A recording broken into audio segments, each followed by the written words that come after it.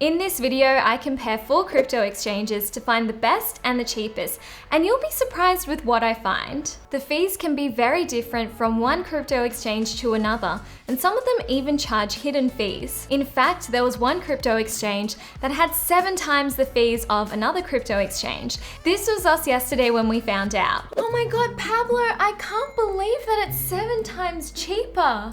You can't believe it? But you wrote this script.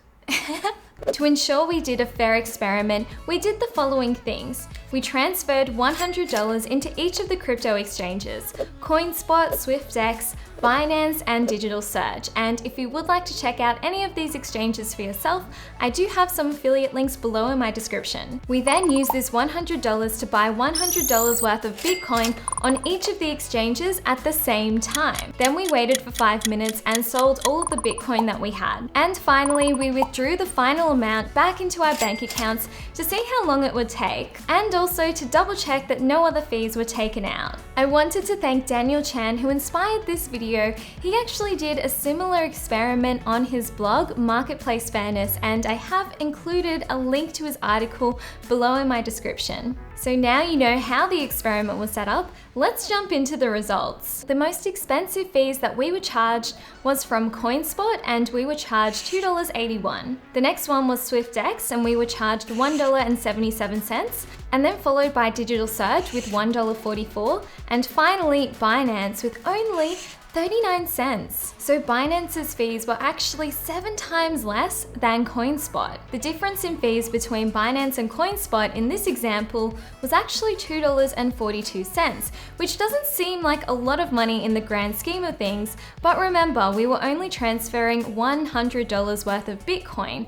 So of course, as you do trade more crypto or purchase more crypto, these fees really do start to add up. So you may be wondering why we didn't get the exact same amount of Bitcoin on each of these different platforms, especially considering we were spending the same money at the same time. And this is due to something called spreads. And to learn more about spreads, we'll be chatting to Jason. Welcome, Jason.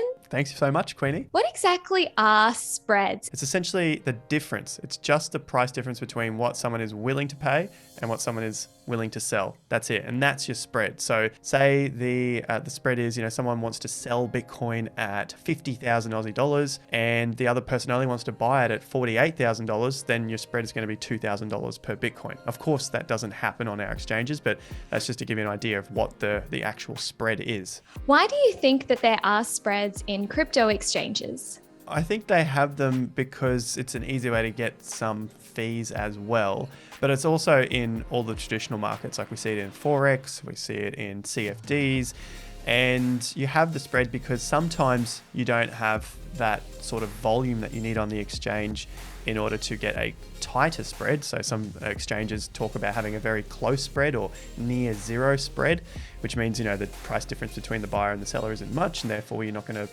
lose out much if you buy something 1 second and sell it back the next second. So they have that spread, but some of them, I think, keep the spread there just to get that little bit extra out of their clients because maybe they advertise themselves as zero or very low fee. Interesting. Yeah, that's good to know, and lots of good considerations. While fees are important, I think that there are other characteristics of a platform that are also important to consider. Swiftx, Digital Surge, and Binance all had instant transfers and instant withdrawals using the payments platform Osco. CoinSpot's withdrawals were a little bit slower, however, I still did receive the money back in my bank account on the same day. However, this may change depending on the time of the day that you do request your withdrawal. The process for buying and selling crypto on each of these exchanges was quite different, and there were some platforms that were definitely easier to use than other platforms. For example, Binance, while they did have the lowest fees,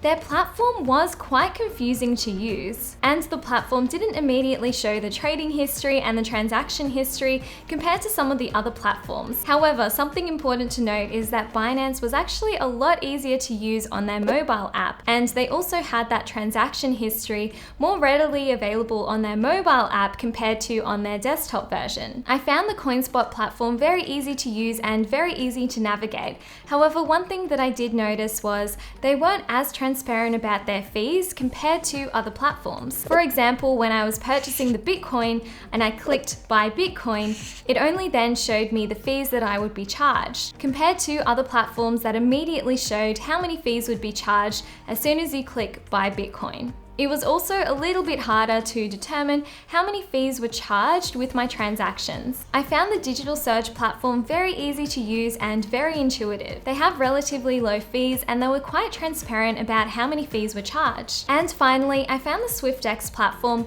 really easy and intuitive to use, and I did like how they were quite transparent and upfront about how many fees were charged in each transaction. It was also very easy to navigate to the transaction history and to see how many fees were charged in each transaction. Something else that's important to note about Swiftx is you can also trade with US dollars, Australian dollars, and also New Zealand dollars as well. So now let's ask Jason how he picks a crypto exchange. What do you like to look at when you are picking a crypto exchange? Fees are usually a big one, and that's going to depend on how much volume you put through an exchange, so how much money you actually are using to buy and sell. It depends on where do you want to hold your money. Do you want to hold it in Australia? I assume a lot of your viewers would be Australian and they'll want to hold their crypto maybe on an Australian exchange.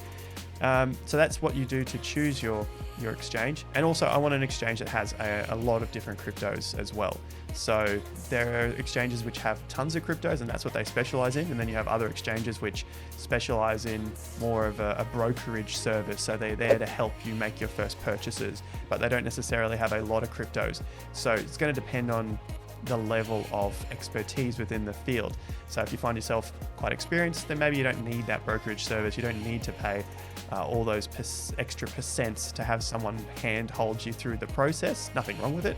So maybe you go with an exchange that has much lower fees, but you have to do everything for yourself and you have a lot more options over there. You know, that's the thing that I prefer now, having been in the game for so many years. Interesting. Yeah, that's good to know and lots of good considerations. So we've seen quite a few stories about people's crypto wallets being hacked. What are some ways that people can secure their crypto?